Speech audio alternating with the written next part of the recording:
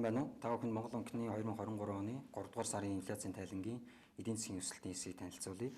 Эдийн засаг 2022 онд 4.8%-аар өсч сар дахлын өмнөх түвшнээс 1.7%-аар давлаа. Тээврийн саатал, арилж, хөдөлмөрийн зах зээл идэвхжсэнтэй холбоотойгоор оны эхнээс өрхийн хэрэглээс сэргэж гадаад худалдааны эрэлт нэмэгдснээр үйлдвэрлэл талаас худалдаа, үйлчилгээ болон татварын орлого өндөр хувиар нэмэгдлээ.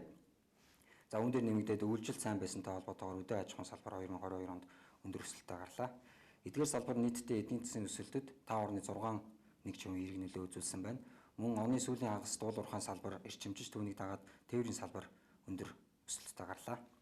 За 2022 оны сүүлийн улирлыг авч үзвэл эдийн засаг 7.7%-аар өссөн. Оны эцсийн мал тоглогын дүнгээр төлийн тоо түүхэн дээд буюу 25.4 сая тоо толгойд хүрсэн. За дүн дээр нэмэгдээд мах бэлтгэл эрчимжиж үдээ аж ахуйн салбар 20 гаруй хувиар өслөө.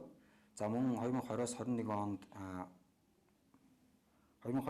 онд уналттай байсан барилгын салбар жилийн дүнгээр өсөлттэй гарлаа. Үүнд 2022 онд хэрэгжсэн зүүн баян ханг мандал чиглэлийн төмөр замын бүтээн байгуулалтын ажил бүрэн эгдэж дууссан. Үүн дээр нэмэгдээд томоохон орон сууцны хороол болон дахин төлөвлөлтийн ажил идэвхтэй өрнөлөө.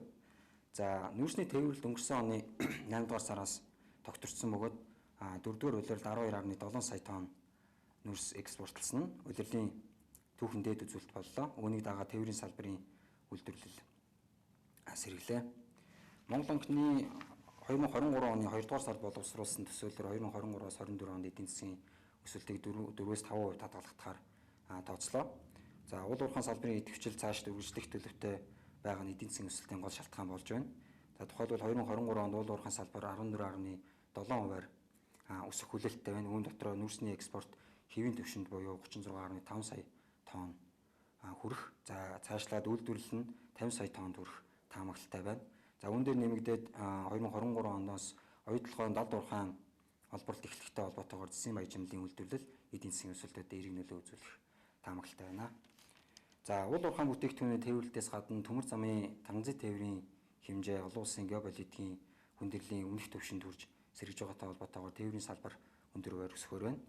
За харин бусад салбарын хувьд өнгөрсөн оноос өсөлтөнд саарах төлөв ажиглагдлаа. Ялангуяа цар тахлын үед хэрэгжүүлсэн өрхийн орлогыг дэмжих арга хэмжээнүүд өнгөрсөн оны эхнээс шат дараатай дуусгар болсноор өрхийн хэрэглээ, за үйлдвэрлэл талаас нь бол үйлчлэгийн худалдаа, татвар зэрэг дэд бүлгүүдийн өсөлтийг бууруулах нөлөөтэй байна. Мөн үйлчлэлтийн байдал өнгөрсөн оноос муудж байгаатай холбоотойгоор мал аж ахуйн салбарын өсөлт өнгөрсөн оноос буурах төлөвтэй байна.